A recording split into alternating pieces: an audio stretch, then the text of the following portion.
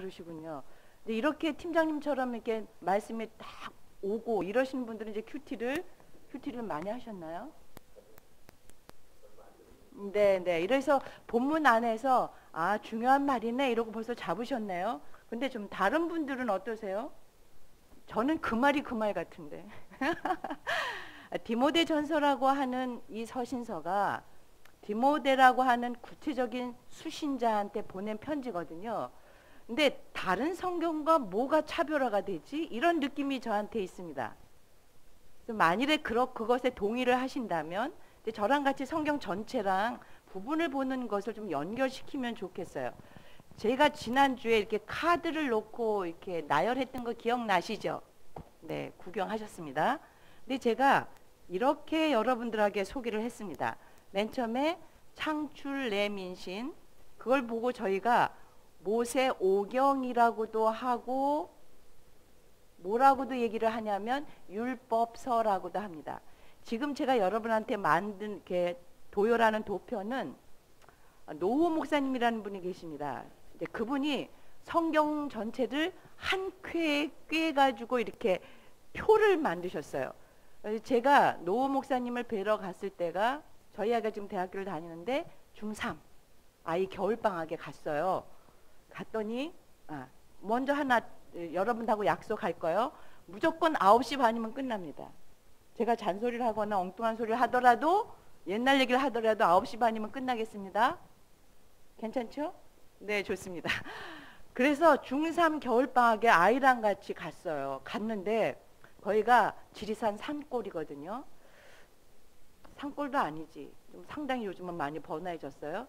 그런데 그 겨울에 저는 그냥 덜렁덜렁 갔어요. 뭐 얼마나 모일래나. 한 5, 600명이 모였어요.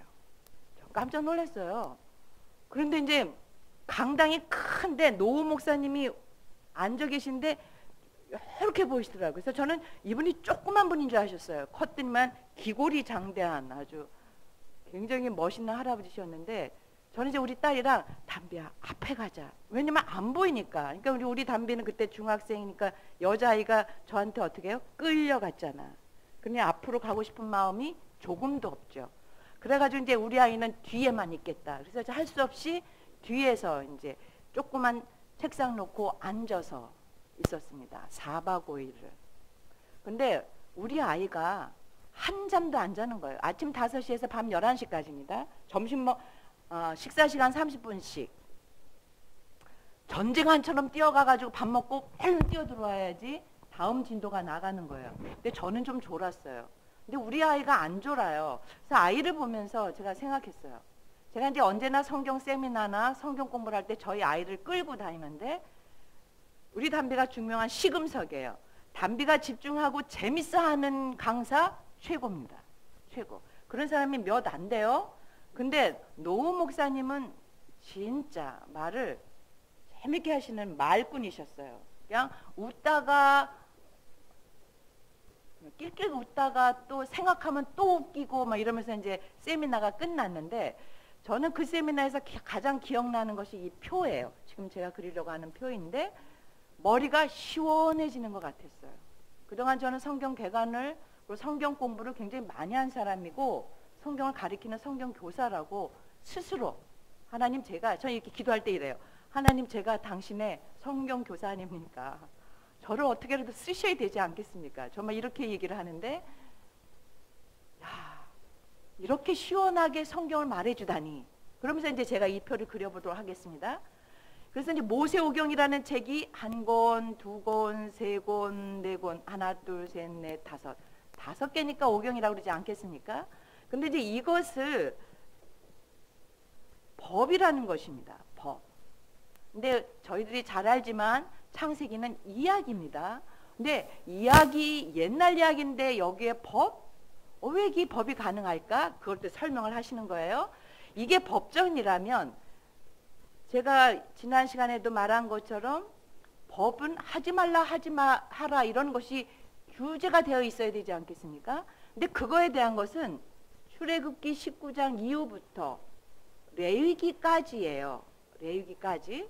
그래서 노후 목사님이 하시는 말씀은 모세오경에서 가장 중요한 것, 핵심인 것, 그리고 모세오경의 오경이라고 말할 수 있는 근거는 레위기다. 이렇게 말씀하세요. 레위기. 그리고 많은 성경학자도 하나님과 인간이 만났어요. 만나면 하나님이 인간이기 때문에 신에게 나아가는 것이 법으로 되어 있어야 될 것이에요. 그래서 레위기의 구성은 하나님한테 나가는 건 어떻게 나가지 하고 설명합니다. 이게 제사거든요. 제사법입니다. 그러고 난 다음에 그러면 그렇게 제사를 통해서 하나님과 관계가 좋아진다? 아니면 하나님과 관계가 이어진다? 그러기 위해서는 두 가지입니다. 정결해야 되고 거룩한 삶으로 거룩이 이루어져야 되거든요. 그래서 정결과 거룩의 문제가 이루어졌다면 하나님과 우리 사이에, 그러면 나는 어떻게 살 거지 하는 것이 삶에서 거룩하게 사는 법이 나머지 부분입니다. 그래서 이 두 가지 법이 주어졌어요. 그러면 이 법을 가지고 도대체 이 법을 준 사람이 누구야? 그 하나님을 설명하는 것이 창세기입니다. 그래서 창세기에서 하나님은 천지를 창조하시고, 창조하셨는데도 불구하고 인간들은 죄를 짓고, 그렇게 죄를 짓는 그들한테 또 노아의 바벨탑도 쌓고, 그러니까 그들을 또 심판하시고, 이런 이야기가 하나님이 누군지에 대한 이야기가 창세기고요.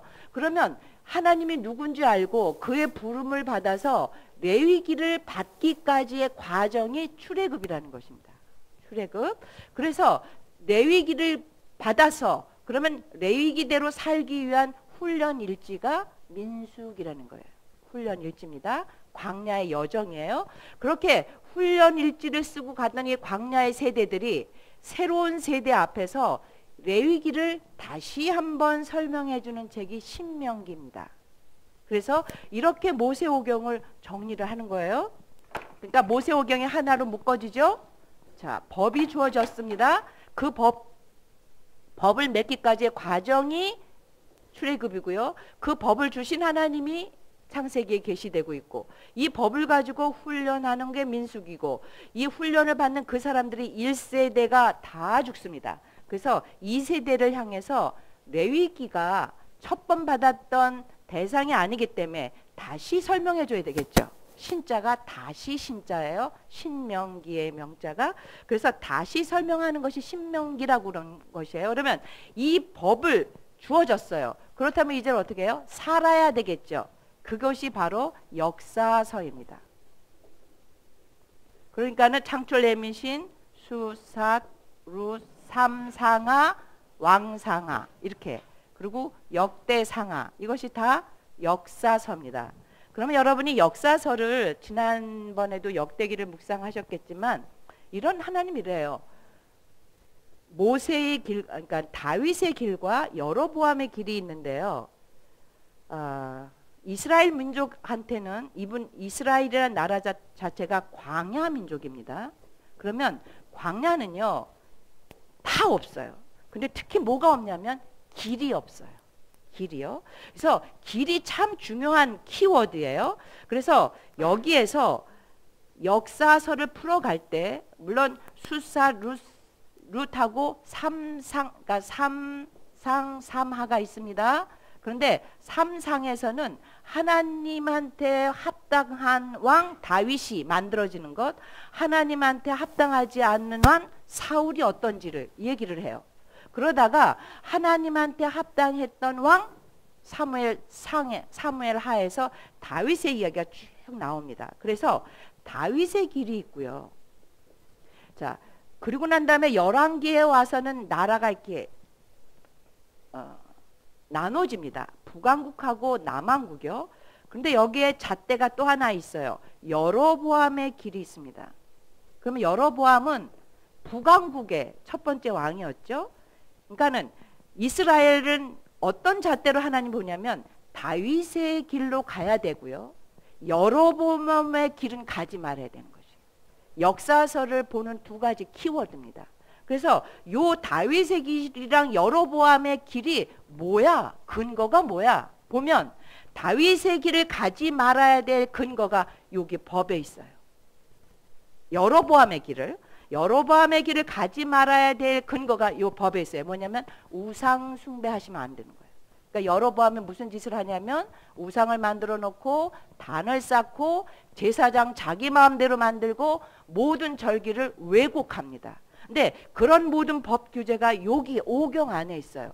그러면 다윗의 길은 뭐냐면 하나님 중심으로 사는 삶이었던 것이에요. 그래서 요 근본 기준이 5경에 있고요.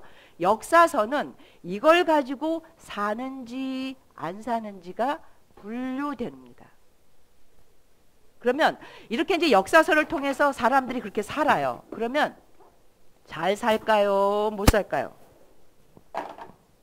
잘 살까요? 못 살까요? 어저께도 어떤 분하고 얘기를 했는데 이제 그분이 이런 게 이제 제가 삼천포로 가는 겁니다.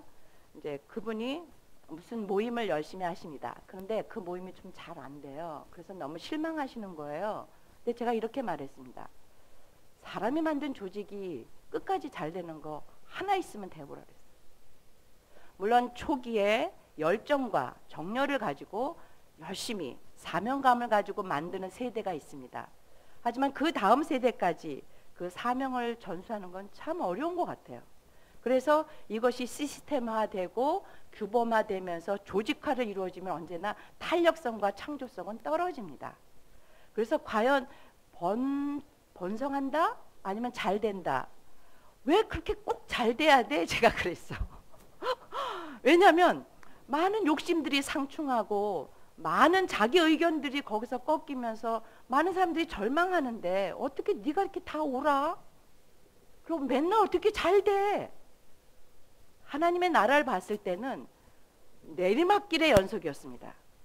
그럴 때 하나님은 가만히 있지 못하시잖아요. 그래서 하나님이 누구를 보내요? 하나님의 대사들을 파견합니다. 하나님의 말씀 사역자들을, 대언자들을 파견합니다. 이게 바로 예언서들입니다. 또 선지서라고 합니다. 여기 예자가 예금할 때 예자입니다. 그러니까 미래를 예측하는 예자가 아니고 하나님의 말씀을 위탁받았다는 의미입니다. 그래서 위탁된 말을 전달하는 것입니다. 그래서 이 예언자들이 몇 권? 17권이 날아갑니다. 17권이. 역사서가 하나님의 법대로 사나 안 사나 이들의 진행을 보면서 하나님의 법대로 살라고 이렇게 보내주는 것이 예언서예요. 그러면 이렇게 하나님의 역사 속에서도 사람들이 하나님의 법을 가지고 살려고 몸부림쳤을까요? 안 쳤을까요? 몸부림 치는 사람도 있었겠죠. 부장님 보고 해야 되겠다. 부장님만 까딱까딱 해줘. 자, 몸부림치는 사람이 있을 거 아니겠어요. 근데 그들이 삶 속에서 마냥 잘 됐다. 험한 꼴, 별별 꼴 다 보고 살았다. 그죠, 그죠? 그러니까 하나님 앞에서 하나님 이러시면 됩니까? 이래도 됩니까? 좀 살려주세요. 어쩌고 저쩌고 하나님한테 한탄하고 아니면 때로는 잘 되면 감사도 하고 그런 표현들을 했겠죠. 그렇게 해서 탄생된 것이 시가서예요. 그래서 시가서가 또 욥시, 잠, 전아 이렇게 5권이 있습니다. 자, 그러면 욥기는 저희들이 잘 압니다. 알 수 없는 고난에 대한 이야기예요. 고난의 현장 앞에서 여러분들 욥기가 참 재미있습니다. 욥이 하나님한테 믿음이 좋았다. 하나님한테 들이댔다. 하나님한테 굉장히 들이대요. 하나님 할 말이 있어요. 왜냐하면 인간적으로 해석이 너무 안 돼서 내가 하나님한테 범죄한 것이 없는데 왜 이런 고난이 나한테 오지? 이유 없는 고난에 대해서. 근데 여러분 욥기를 딱 열면요. 1장에서 하늘에서 게임이 벌어져요. 사단하고 하나님하고. 그래가지고 이것이 우리는 알아. 우리는 뭘 아냐면 이것이 욥이 잘못해서 이루어지는 일이 아니고 다른 차원에서 고난이 온 걸 우리는 알아. 욥기를 읽을 때 굉장한 복선이 있습니다. 우리는 아는데 누구는 몰라. 욥은 몰라. 뭐 몰라. 이런 입장에서 여러분들이 욥기를 읽어 가셔야 됩니다. 그래서 우리가 무슨 생각을 막 해? 욥 이러면 안 돼. 좀 있으면 하나님 나타날 거야. 이러고 욥기를 읽으시면 은혜가 돼요, 안 돼? 안 돼, 안 돼. 욥의 고난이 절감이 안 되지. 근데 그렇게 쓰여져 있다고요. 욥기가. 우리한테 무슨 말을 하고 싶은 거죠? 얘기하는 거예요. 나는 모르는데 뭔가 알아야 될 것이 나한테 있는 거를 말하고 싶은 건 아닌지. 그래서 그렇게 욥기가 있고요. 시편은요. 시편은 90편이 제일 오래된 시편입니다. 시편 90편은 모세의 시인데 모세 때부터 그러면 이제 15세기입니다. 주전 15세기부터 시작해서 그러고 난 다음에 히스기야라는 왕이 편집을 해요. 히스기야 왕은 열왕기 하 후반부에 나오는 왕입니다. 그러면 모세오경 이때부터 여기까지를 총망라하고 있는 인간의 삶의 현장에서의 문제들을 놓고 하나님의 사람들이 하나님을 향해서 모든 탄식, 모든 감정적인 표현들을 다 표현하는 것이 시편입니다. 저는 개인적으로 성경 교사이기도 하지만 제가 정말 하고 싶은 세미나가 있습니다. 그것은 시편을 가지고 하는 세미나입니다. 그러니까 이 세미나가 쉽다 어렵다 제 생각엔 좀 어렵습니다. 그래서 시편은 150편이나 있는데요. 굉장히 멋있습니다. 우리가 쏟아낸 이야기를 하나님이 묶어서 성경을 만들어 주셨어요. 그게 시편입니다. 자, 그리고 난 다음에 잠전하는 솔로몬이 만들어냅니다. 잠언은요. 그러니까는 이제 제가 가르치는 과목 중에서 자녀 양육이라는 과목도 있습니다. 근데 뭐가 모티브가 된 거냐면 잠언서예요. 잠언은 솔로몬이 다윗은 아들을 누구누구 낳았다고 열거돼 있어요. 근데 솔로몬은 아들이 몇 명인지 열거되지 않아요. 왜 그럴까? 부인이 몇 명? 1000명. 알 수 없어요. 자녀가 얼마나 많은지 모르겠는데 잠언은요. 솔로몬이 자기의 아이들을 교육하기 위해서 만든 자녀 양육서입니다. 그리고 전도서는 인생을 다 살은 솔로몬의 고백 같은 인생론이 있고요. 아가서는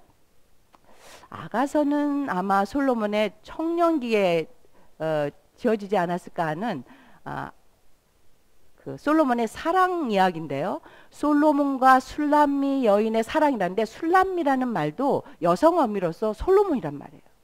화평이란 말이에요. 그래서 이 사랑이 현실적인 거냐 피 안의 사랑이냐 뭐 이런 얘기가 많지만 어쨌든 사랑 이야기예요. 근데 굉장히 그러니까 이 아가서는요 유대인들은 어린아이도 잊지 못하게 합니다. 좀 노골적인 표현들이 많아요. 그래서 이 사랑의 이야기는 지금 저희 신약시대에 사는 우리로서는 하나님과의 영적인 깊은 사랑의 차원으로 해석하면서 읽기도 합니다.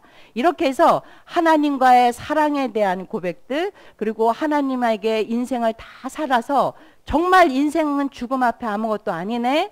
그러니까 하나님 인생이라는 게 참 별 볼 일 없네요 하고 인생의 고백을 드리는 것하고 자녀에 대한 어떻게 해야 될지 훈계의 내용과 그리고 모든 하나님과의 관계 속에서 나오는 감정의 표출들을 담은 시가서. 그래서 요 5권의 책은 하나님 나라 공동체 사람이 역사를 통해서 사는 과정 속에서 이 법을 가지고 살기 위해서 몸부림치고 바르게 살려고 했던 기록들이 시가서입니다. 이렇게 해서 구약을 한 쾌에 꿰는 거예요. 그 노후 목사님이. 근데 이날 저는 머리가 너무 시원해졌어요. 아, 법을 역사 속에서 살아내야 되고 못 살 때 선지서가 왔고 그래도 그 중에서 살려고 몸부림쳤던 사람들의 기록은 시가서구나 이렇게 했습니다. 근데 여기까지가 노후 목사님 가르쳐 주셨어요. 근데 제가 좀 똑똑하잖아요. 신약을 딱 열었죠. 근데 신약은 제일 먼저 뭐가 나오죠? 복음서가 나오죠. 그러면 이 법을 주신 하나님이 이 땅에 오신 이야기예요. 그리고 이 복음서를 주고 그 다음에 신약에도 역사서가 가잖아요. 무슨 역사서예요? 사도행전이죠. 그죠? 근데 사도행전이 진행되면서 가는 곳마다 뭐가 세워져요? 교회가요. 근데 교회가 잘 된다. 여러 가지 문제나 상황 속에 힘들다. 힘들죠? 그럴 때마다 뭐가 날아가요? 서신서들이 날아가죠. 서신서가 날아갑니다. 그리고 난 다음에 그러니까는 역사의 시작에 대한 이야기를 하셨다면 역사의 마지막에 대한 이야기를 하십니다. 그게 뭐냐면 계시록입니다. 계시록. 근데 계시록도 서신서입니다. 그러면 이렇게 제가 봤더니요. 신약에 없는 게 있어요. 그게 시가서가 없어요. 시가서가. 그러니까는 구약에는 하나님의 법을 가지고 역사 속에서 씨름했던 고백들을 담아냈는데요. 복음서랑 신약은요. 저희들이 성경의 역사를 1400여 년 봅니다. 1400여 년 기록될 때부터. 그러고 난 다음에 모세가 출애굽하고 나서 유대가 멸망하는데 저희가 하나님의 천년의 사랑 이렇게 얘기를 하거든요. 그래서 이렇게 천년의 사랑 속에 이런 고백이 우리의 입에서 나온 고백을 하나님이 정경화로 묶어주셨는데 신약은요.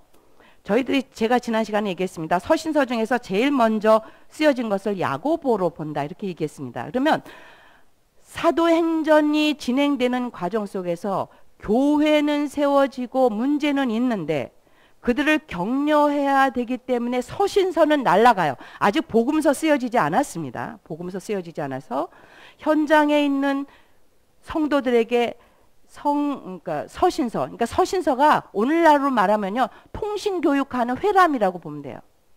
통신교육. 그래서 통신교육을 하면서 이렇게 메시지를 가르쳐줘요.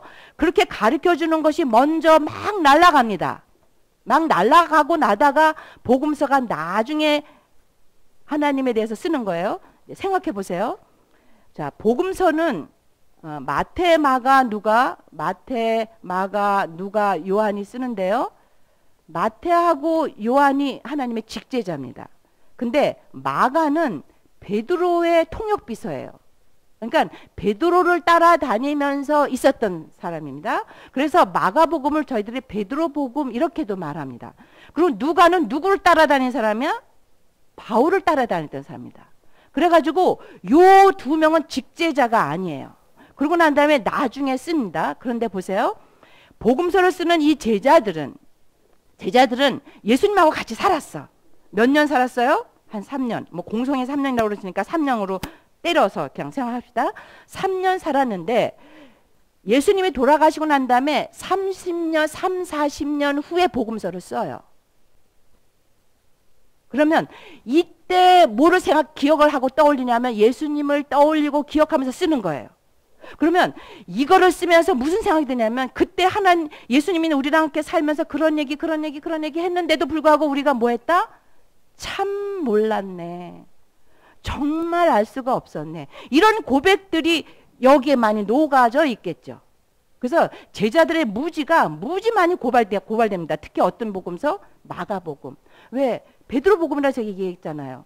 베드로야말로 예수님을 가장 많이 오해했던, 뭐는 있지만, 열정은 있지만, 열정도 있고 충성도 있고 다 있어. 그런데 뭐가 안 돼? 진리를 바로 탐구하고 진리를 바로 보는 시각은 눈은 안 열렸어요. 그래가지고 예수님의 모든 사역 중에서 그 눈 뜨는 사역이 좀 많잖아. 맹인을 뜨는 사역이 좀 많으십니다. 굉장히 그러니까 제자들이 이거를 쓸 때 아마 예수님이 요한복음에도 나오잖아. 예수님이 했던 기적을 다 쓰면 한두 끝도 없이 많다 이런 얘기 하잖아요. 그런데 그 중에서도 중요한 사건만 복음서는 기록하고 있을 거예요. 다 쓸 수는 없잖아요. 그런데 그 중에서 특히 눈을 뜨는 맹인을 개안하는 사건이 제자들한테서는 그렇게 중요했던 것 같아요. 왜냐하면 자기들이 봤거든. 몰라봤어요. 그래서 이렇게 복음서를 뒤늦게 기록합니다. 뒤늦게 기록하면은 제가 복음서를 신뢰하는 이유는 이거예요. 40년 동안 만일에 예수님의 모든 사역과 그 현장에 별 볼 일 없었더라면 복음서를 쓰려고 하는 그런 사람들이 생겨났을까요? 그러니까 한 인물이 검증되는데 세대를 지나가면 검증이 되죠. 40년 지나면 그 인물. 물론 역사 속에서 우리는 아직도 일제의 저기가 아직 저희들이 규명 아직 안 되고 있죠. 하더라도 세월이 지나면서 검증되잖아요. 그러니까 이 40년 동안 뭐가 진행된 거예요? 사도들의 증언이. 그리고 증언하는 현장마다 뭐가 또? 교회가. 그리고 교회 안에서 사람들이 뭐가? 삶이 변하고 그리고 그들의 정말 신념이 변해서 뭐가? 뒤집어지는데 어느 정도로 뒤집어지냐면 죽어도 믿겠다는 거예요. 순교자들이 나오고 그런데도 불구하고 요원의 불길처럼 일어나는 하나님을 향한 신앙들이 이렇게 자리매겨져 갔던 것이에요. 그래서 여기가 달랑 야고보서를 저희들이 한 5, 60년대 봅니다. 그리고 마지막 계시록 요한계시록을 한 90년대 봐요. 그러면 5, 60년대에서 90년이면 요 달랑 몇 년? 달랑 40년입니다. 신약의 기록이라고 하는 것들이 달랑 40년 정도의 기록이에요. 그러면 구약은요, 1000년의 사건과 모든 것들이 기록된 데 비해서 신약은요, 하나님의 폭탄이 그냥 떨어진 거야. 하나님이 그냥 인간으로 와가지고 그냥 폭탄이 핵폭탄처럼 터진 사건이에요. 주워 담고 자시고 할 것도 없어. 신약의 사건은요. 그러면 신약 교회가, 그리고 신약 시대를 사는 우리들, 성령 시대를 사는 우리는요, 뭐를 놓치고 있느냐면 역사의 이 진행이요. 구약의 역사의 진행이요. 그러고 난 다음에 그 속에서 고백했던 요 우리들의 고백, 욥시 잠전화, 이거가 신약에는 턱없이 부족한 거예요. 그래서 저는 이 그림을 이렇게 그려요. 역시 이제 복음서를 놓고요. 그러고 난 다음에 시편을 이렇게 놓는 거예요. 욥시 잠전화. 이게 제가 개발한 표입니다. 그래서 구약을 이렇게 정리하고요. 신약을 이렇게 정리하고 나서 욥시 잠전화는 우리들의 모든 고백으로 위에다 놓고, 왜냐하면 예수님은 시편의 기록을 굉장히 많이 인용하셨어요. 예수님 자체가요.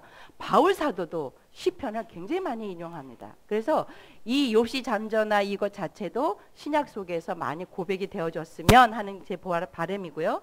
저희가 이제 디모데 전서를 지금 하고 있잖아요. 그래서 이렇게 날아가는 편지들 속에, 자, 사도행전을 있어서는 사도행전은 크게 두 토막 냅니다. 하나는 인물 중심으로 나눴을 때 그래요. 초반부에 활동하는 선지자 사도 누구? 베드로. 후반부에 땅끝을 향해서 뛰어가는 사도 누구? 바울. 이렇게 큰 토막으로 내고요. 만일에 지역적으로 나누면 네 토막을 내셔야 됩니다. 예루살렘과 온 유대와 사마리아와 땅끝. 이렇게 나누시면 사도행전을 네 등분하실 수 있습니다. 그래서 땅끝으로 가는 모든 메시지 중에서 사도행전 마지막에, 자, 사도행전 마지막 좀 읽어보실까요? 사도행전 마지막. 성경책 가지고 계신 분?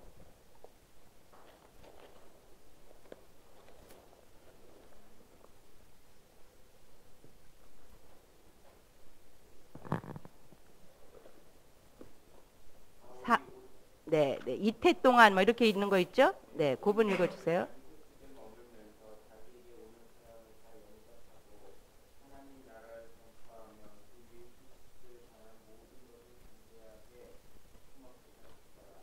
자, 그러니까 사도행전 맨 마지막 봤더니만 바울이 어떻게 됐어요?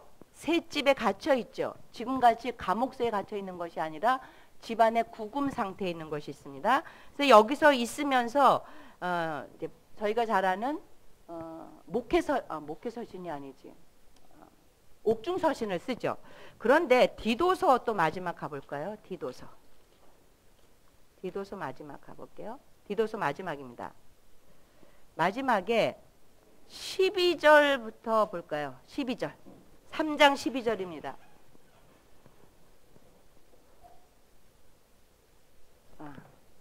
좀 읽어주실래요? 3장 12절부터. 네, 이쪽에서 읽을까요? 자, 3장 12절 좀 읽어주세요. 네. 내가 아들마다 그를 내게 보내주니 그때 내가 급히 니고볼리로 내게 오라. 내가 거기서 겨울을 지내기로 작정하였노라. 근데 지금요, 바울이 보니까 니고볼리에 가 있어요. 그러면 이건 저희들 목양서신이라고 하기도 하는데, 바울이 1차 구금에 있다가 바울이 노연한 것 같아요.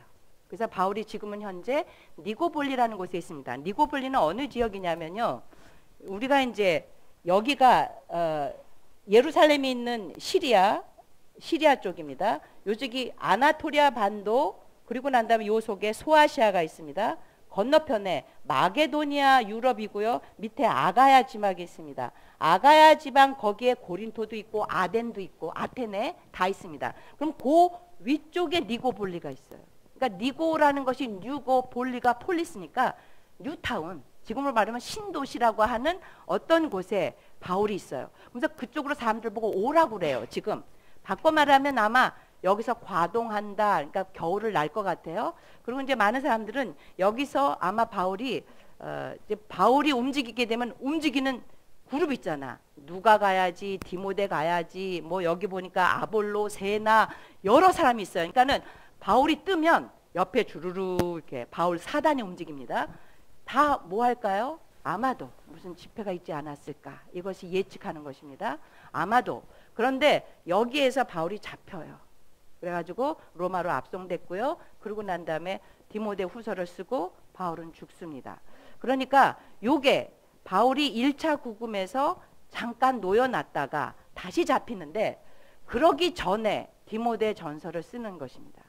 그러면 바울의 그 연표를 보면, 그러니까 여러분들이, 그러니까 제가 오늘 여러분들이 디모데 전서를 묵상하려고 하면 성경을 어떻게 연결되는지 연결하시는 걸 아셔야 되겠고, 이 디모데 후서의 저자가 누구냐면 바울이면 바울이라는 사람이 어떤 삶을 살았는지를 알게 되면요, 디모데 후서를 잘 이해할 수 있겠죠. 그러면 한 말 또 하고 한 말 또 하는 것이 아니라 이 디모데 전서가 얼마나 급박한 편지였는지를 알아볼 수 있는 것 같아서 좀 그렇게 좀 접근하고 싶었는데요. 연표하고 전체 내용은 시간이 없으니까 다음 주에 하기로 하고, 오늘은 디모데 전서 편지를 좀 보도록 하겠습니다. 자, 디모데 전서는 편지예요. 그래서 하나씩 좀 제가 이렇게 부장님한테 편지 봉투에 담아달라고 그랬습니다.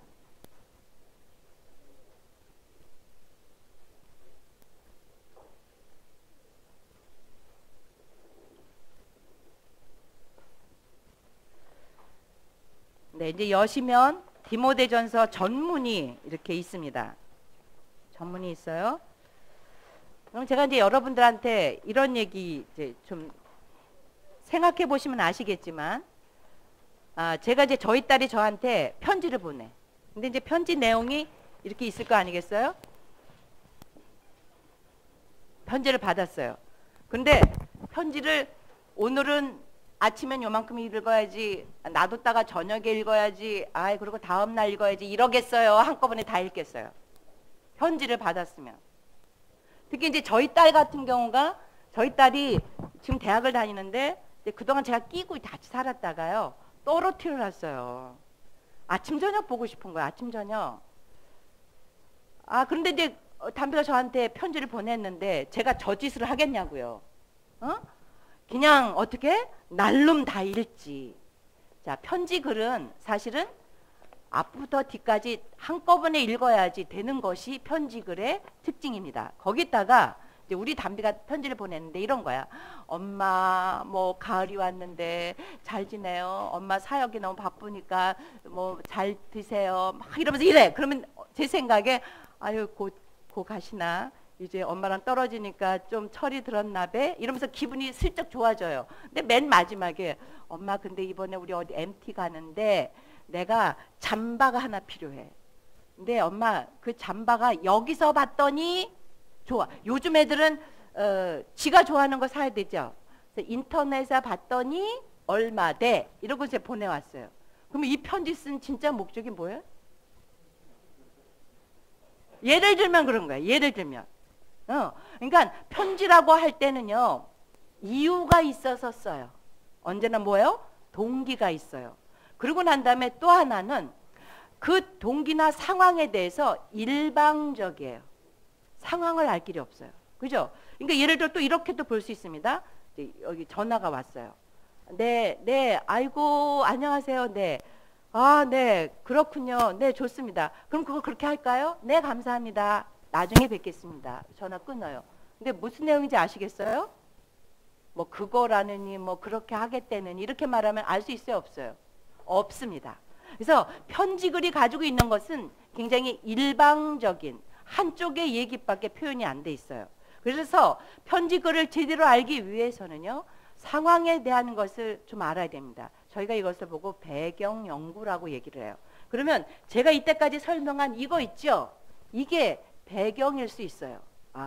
성경 중에서 디모데전서는 신약의 사도행전의 바울의 마지막 서신에 포함되는 게 디모데 전서겠구나. 이런 생각을 하시면서 이거를 보시면, 그리고 특히 이것이 다른 사람한테 온 것이 아니라 누구한테 온 거?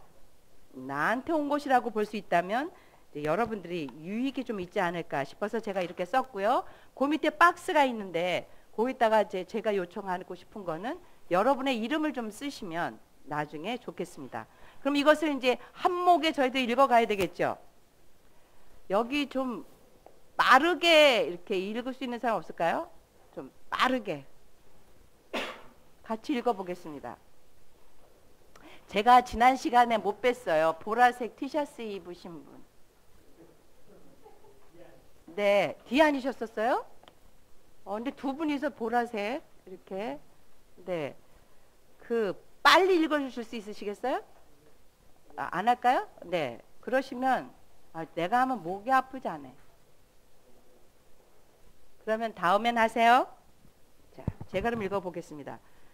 언제나 편지에는요, 그러니까 바울 서신을 연구하실 때 이제 하나 또 미리 아셔야 되겠습니다. 바울 서신은요, 그러니까 이 당시 편지글이 가지고 있는 형식이 있어요.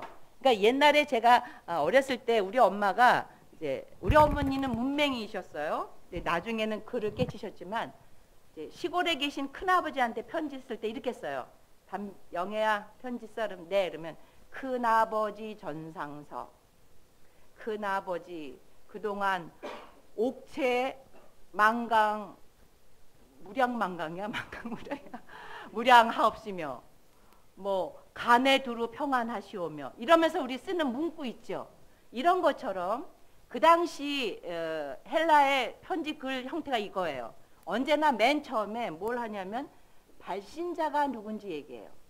그리고 수신자가 누군지 말하고요. 문안 인사해요. 그리고 감사합니다. 이것이 바울 서신의 모든 앞에 나오는 이제 그 형식입니다. 그래서 이제 이 형식 속에서 이제 여러분들이 바울 연구를 하게 되면 그럼 왜 이 서신서에는 문안이 없지? 아니면 왜 이 서신서에는 감사가 없지? 이거를 보면서 바울이 그 서신서를 쓴 이유를 또 저희들이 연구해 갑니다. 예를 들어서 갈라디아서 같은 경우는 감사가 없어요. 갈라디아서는 바울이 되게 화났거든요. 그런데 여기 서신서를 좀 특징을 보겠습니다. 자, 인사가 먼저 있죠. 우리 구주이신 하나님과 우리의 소망이신 그리스도 예수의 명령을 따라 그리스도 예수 사도가 된 나 바울은, 그러면서 뭐가 먼저 나와요? 발신자 나오죠. 나 바울은, 그렇게 얘기 나오고요. 믿음으로 낳은 참된 아들 디모데에게 이 편지를 씁니다. 그러니까 누가 나와요? 수신자 디모데. 그리고 하나님 우리 아버지와 우리 주 그리스도 예수께서 내려주시는 은혜와 자비와 평화가 그에게 있기를 빕니다. 하니까 뭐예요? 문안 인사했습니다. 근데 감사는요, 쭉 내려가세요. 그런 다음에 1장 12절 보세요. 나는 나에게 능력 주시고 내게 맡은 일을 하게 하시는 그리스도 예수 우리 주님께 감사합니다 하고 감사가 뒤로 빠져 있어요. 그러면 그 사이가 3, 4, 5, 6, 7, 8, 9, 10, 11, 11절이 보통 바울이 쓰고 있는 서신서 속에서 여기에 들어가 있는 거예요. 그러면 이런 생각을 바로 할 수 있어요. 감사 인사 전에도 됐다 급한 사건이 있구만. 이게 보이는 거예요. 제가 이렇게 아까 통화를 이렇게 했어요. 그랬더니만 상황을 알 수 있다 없다. 일방적이라 그랬잖아요. 제가 편지가. 그런데 일방적인 그 속에서 상황을 유추해 볼 수 있는 것을 봤더니 바울이 보통 글 쓰는 거가 저렇게 쓰는데 감사 전에 먼저 치고 들어가는 말이 4절 3, 4, 5, 6, 7, 8 이렇게 있어요. 거길 봤더니 이런 거예요. 내가 마게도냐를 떠날 때 그대에게, 그대는 이게 그 디모데를 향해서 너를 거기다 이제 머물렀는데 어떤 사람이 다른 교훈을 가르치지 못하게 하려는 거예요. 다른 교훈에다 내모치십시오. 네. 연필 드릴게요. 연필. 그러니까는요, 성경은 연필로 공부하는 겁니다. 그러니까 눈으로 공부하는 것 아니고요. 기록하고 쓰고. 그러니까는 일주일에 한 번만 저하고 그렇게 하세요. 자, 여기서 다른 교훈, 그리고 가르치지 못하게 하라. 그러고요. 1장 4절에 신하와 끝없는 족보 나오나요? 네. 그러면 다른 교훈, 신하와 끝없는 족보 또 네모치세요. 그리고 그 밑에요. 쓸데없는 변론 보이시나요? 변론 있습니다. 그리고 그 다음 줄에 쓸데없는 토론도 보이시나요? 쓸데없는 토론도 있습니다. 그러니까 지금 디모데가 사역하고 있는 에베소에 무슨 일이 벌어진 거예요. 그런데 그게 다른 교훈이고요. 신하와 끝없는 족보, 변론 이런 것입니다.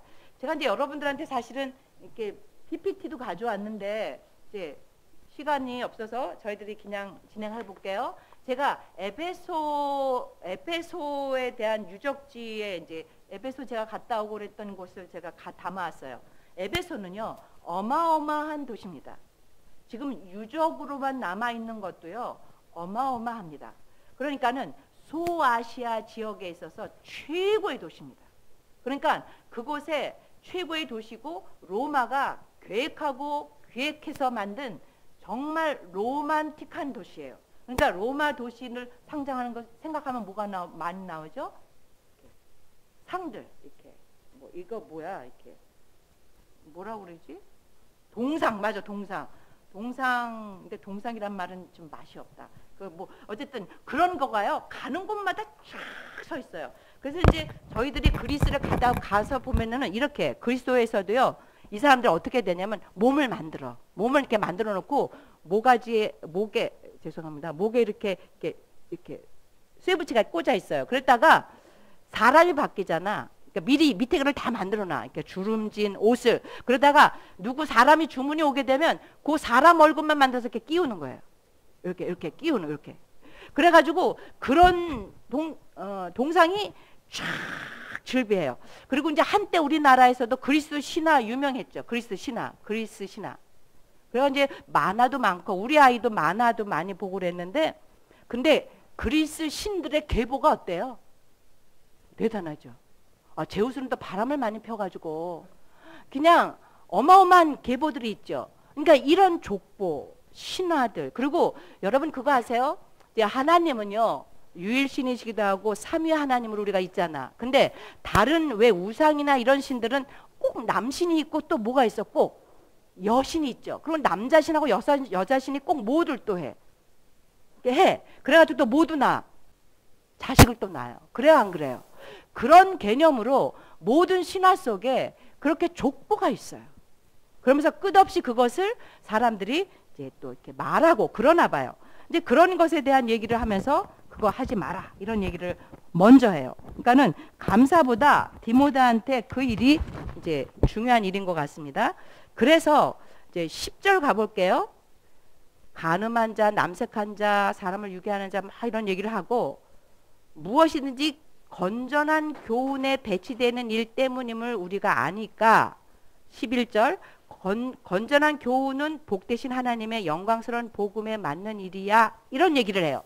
그리고 이 일을 위해서 나는 임무를 맡았어 이렇게 얘기해요. 그러면 보세요.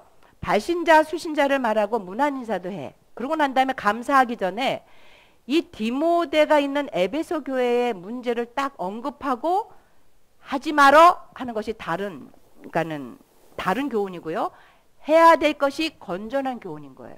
그래서 그 건전한 교훈을 위해서 내가 이렇게 임무를 받았어? 그러면서 12절부터 여러분이 거기다 네모 동그라미 쳐보세요. 나는 이러면서 바울이 이야기를 시작합니다. 자, 나는 능력 주셔서 내가 맡은 일은 우리 주님께 감사하는데 그것은 주께서 나를 그리고 그 다음 13절에 내가 전에는 어쨌다가 그 다음 줄에 내가 이러면서 나에게 이러면서 뭐예요? 자신에 대해서 감사의 말을 막 하는 거예요. 그리고 난 다음에요. 여기서 이제 하이라이트는 15절, 16절, 17절인데요. 이제 그렇게 자기가 여기에 어떻게 여기까지 왔나 생각해 보니까 예수께서 자기 죄인이 15절입니다. 죄인을 구원하시려고 세상에 오셨다고 하는 이 말씀이 믿음직해. 뭐냐면 죄인의 샘플이 누구니까? 나 바울이니까 이러는 거예요. 나는 정말 죄인의 괴수걸랑 이렇게 고백을 하는 거예요. 그러나 하나님께서는 나에게 자비를 베풀어요. 그러니까 죄인까지도 구원하셨다는 것이에요. 그것은 그리스도 예수께서 먼저 나에게 끊임없이 참아주시고 앞으로 예수를 믿고 영원한 생명을 얻으려고 하는 사람의 본보기 삼아준 자가 나야. 이렇게 얘기를 하고 나니까 하나님에 대해서 너무 신나는 거예요. 너무 감사한 거예요. 1장 17절은 여러분이 동그라미를 진하게 치세요. 여기서 하나님에 대해서 영광송을 올립니다. 영원하신 왕, 없어지지 않고 보이지 않는 오직 한 분이신 하나님께 존귀와 영광이 영원토록 무궁하기를 빕니다. 아멘. 그러니까 막 디모데도 편지 쓰다가 내가 어떻게 해서 구원받았는지를 막 쓰고 나다 보니까는 거기다 딱 잠깐 연필을 놓고 하늘을 향해서 아, 당신이 그렇게 끝없이 참아주시고 나를 이렇게 구원해 주셨군요. 하나님, 영원하신 하나님께 영광을 아멘. 이러는 거예요. 그래 놓고 18절에 나의 아들 디모데야. 그리고 또 이제 또 써는 거야. 아들한테. 나의 아들 디모데야. 이러면서 선한 싸움을 싸워라. 그리고 믿음과 선한 양심을 가져라. 이렇게 이제 권고를 하는 거예요. 그 다음 페이지 가볼까요? 그러면서 2장으로 접어듭니다. 2장. 그러면서 이제 오늘이 2장인 거죠. 그러면 1장까지 여러분이 묵상하시고 나서 지금 디모데가 있는 에베소 교회에 문제가 생겼어요. 그러니까는 사람들이 선한 그런 것이 아니라 쓸데없는 논쟁하고 서로 그냥 변론하는 굉장히 안 좋은 상황이 있어서 이제 디모데에게 잘 좀 해라, 선한 싸움을 싸워라 이런 얘기예요. 그러면 1장을 마무리할 때 여러분 안에 이런 생각이 드는 거예요. 선한 싸움은 어떻게 싸우는데 그걸 도대체 어떻게 하라고 이럴 때 그러므로 하고 나오는 게 오늘이에요. 그러므로 나는 무엇보다 먼저 모든 사람을 위해서 뭐해요? 간구와 기도와 도고와 감사. 이 오늘 본문으로 와 보실까요? 오늘 본문까지 하고 전체를 보는 거가 좀 안 될 것 같아서 오늘 본문까지 보겠습니다. 자, 지금 제가 얘기 다시 드렸어요. 디모데 1장을 봤더니 디모데가 있는 에베소 교회에 문제가 있더라. 그래서 그 문제를 어떻게 해요? 선한 양심과 그리고 선한 싸움을 싸우라고 이야기했어요. 그러면 어떻게 싸울까요? 얘기했을 때 오늘이에요. 자, 그러면 디모데가 싸워야 될 싸움을 어떻게 싸우는지 그 무기를 주는 거 아니겠어? 근데 그거가 오늘 2장 1절인데 간구와 기도와 도고와 감사. 근데요, 이 말이요, 다 기도예요. 간구하는 것도 기도야 아니에요. 그죠? 간구하는 거. 도고도요, 중보 기도를 도고라고 그래요. 함께 같이 누군가를 위해서 기도하는 게 도고고, 감사하는 것도 기도예요. 그러니까 결국은 이건 뭉텅거려서 다 뭐 하라는 거야? 너는 기도해야 돼. 그런데요, 그 앞에 부분이 전 더 중요한 것 같으네요. 모든 사람들을 위해서예요. 저도 이제 성경 교사이기도 하고 저도 기도하잖아요. 근데 제가 안 되는 게 뭘까요? 모든 사람이에요. 모든 사람. 제가 우리 담비를 위해서는 목숨 걸고 기도해요. 아침마다 기도하고. 특히 요즘 이제 우리 담비가 대학교 1학년이잖아. 남자친구 새길 때잖아요. 그러니까 하나님 우리 담비 멀리 떨어져 있잖아. 검증도 안 되고. 하나님 우리 담비 좋은 친구 만나게 해주세요. 담비를 위해서는 하지 말라고도 해. 간구도 하고 도구도 하고 감사도 하고 다 해요. 근데 모든 사람이라고 할 때 여러분 어디까지 넓히실 수 있으시겠어요? 모든 사람. 전 이제 오늘 이 문장 앞에서 이제 하나님한테 좀 물어볼 수 있었고요. 자, 그런데 이제 기가 막힌 이야기가 있어요. 감사를 하는데요. 임금들과 높은 뒤에 있는 모든 사람들을 위해서 하라는 거예요. 쉬울까요? 전 이것만큼 어려운 게 없는 것 같아요. 왜냐하면 이게 권위자 문제입니다. 제가 이제 우리가 태어나자마자 태어나는 게 우리 뜻인가? 그죠? 태어나자마자 우리가 바로 권위자 앞에 직면합니다. 처음 만나는 권위자가 부모예요. 저도 이제 아버지에 대한 상처가 굉장히 많고 저희 아버지가 알코올 중독도 있으셨고 어머니를 많이 구타하시는 분이셨고 그래서 제가 가정에 대한 그림이 굉장히 없는 사람이에요. 그래서 제가 굉장히 결혼도 늦게 한 편이고 근데 이제 은혜로 되게 잘생긴 남자를 만났어요. 그리고 유머도 많고 저는 이제 저희 남편을 볼 때마다 아유 하나님의 선물이다 이런 생각이 들어요. 저희 남편이 저보다 5살이다 어리다니까요. 제가 35일 때 저희 남자 30일 때 결혼을 했거든요. 어디서 그런, 그죠? 그리고 돈도 잘 벌어. 그런데 다 좋을 수는 있다 없다? 없다. 시어머니를 위해서 기도가 안 돼요. 제가 시어머니를 위해서. 어머니만 보면 가슴이 답답해지고요. 어머니 제가 가르치려고 들고요. 이게 안 고쳐지더라고요. 근데 우리가 만나는 근데 제가 저희 시어머니에 대해서 무작정 그러겠어요. 우리 시어머니한테 그런 빌미가 있겠어요. 응.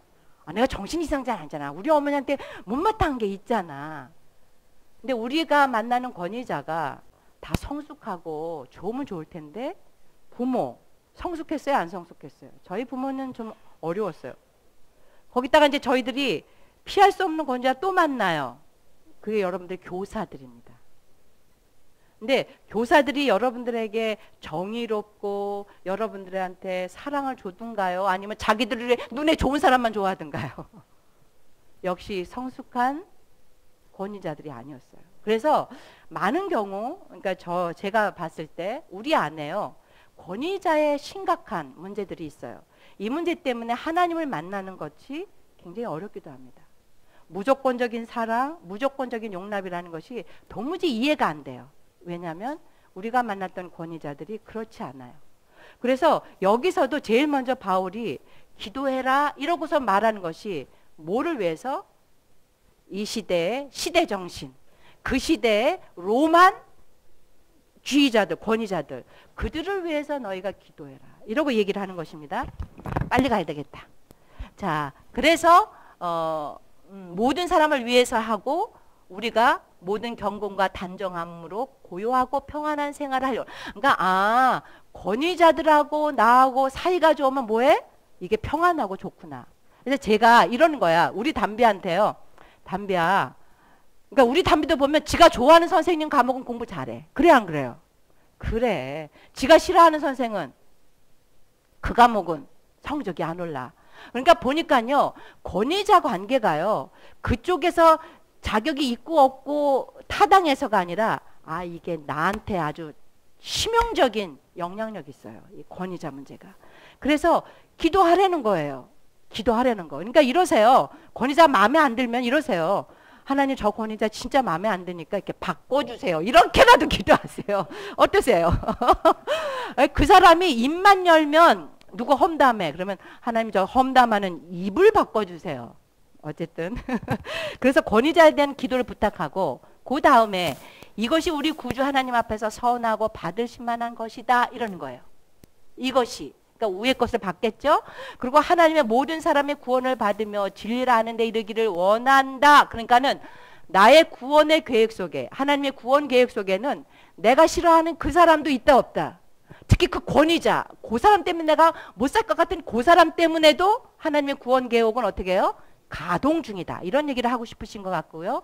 하나님은 한 분이시며 또 하나님과 사람 사이의 중보자도 한 분이고 그 사람이신 그리스도 예수가 중보자로 계셔요. 여러분이 다 하려고 하지 마십시오. 예수님이 계시다는 거 잊지 말라고 하고 그가 모든 사람을 위해서 자기를 대속물로 주셨어요.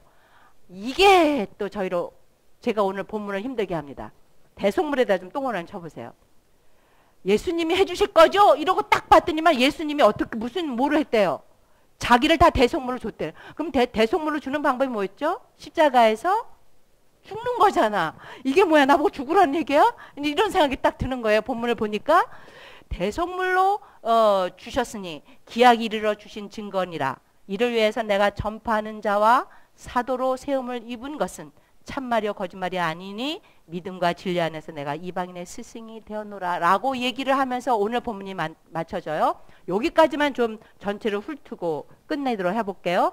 자, 디모데전서는 바울이 아주 개인적으로 사랑하는 디모데에게 보낸 서신서다. 그러니까 처음부터 끝까지 다 읽자.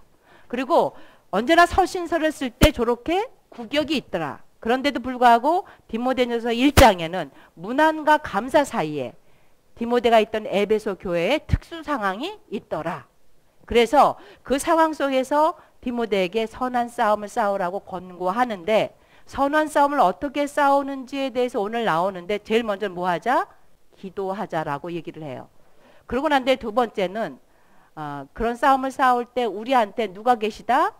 구원주이신 예수 그리스도가 계시다. 그리고 그분이 우리한테 대성물로 다 줬다. 그러면서 나는 그 일을 위해서 싸우고 있는 사람이다. 바꿔 말하면 디모데야 너도 같이 가자. 이런 내용을 담고 있는 것이 오늘 내용입니다. 막판에는 제가 빠르게 왔습니다. 자, 그래서 그날 본문은요. 저는 큐티는 메시지가 쌓여간다 이렇게 얘기합니다. 그러니까 전날에서부터 이어졌던 메시지가 연결되어져서 묵상해야 돼요. 그날만 똑 떨어져서 묵상이 있지 않습니다. 그래서 지금 권위자 이야기를 얘기하면서 대속물 얘기까지 나왔다면 죽음이 무엇인지 그리고 예수님도 철저하게 권위 그 안에서 누가 잡아 죽이죠? 대제사장들과 어린 양을 잡히듯이 제물이 되셔서 돌아가셨습니다. 그래서 저희가 글쎄요 여러분들이 예수님에 대한 인식이 어디까지 갔는지 제가 잘 모르겠습니다. 하지만 한마디만 더 한다면 예수님이 어떤 분이신지 한번 관심 가져 보시면 어떻겠습니까?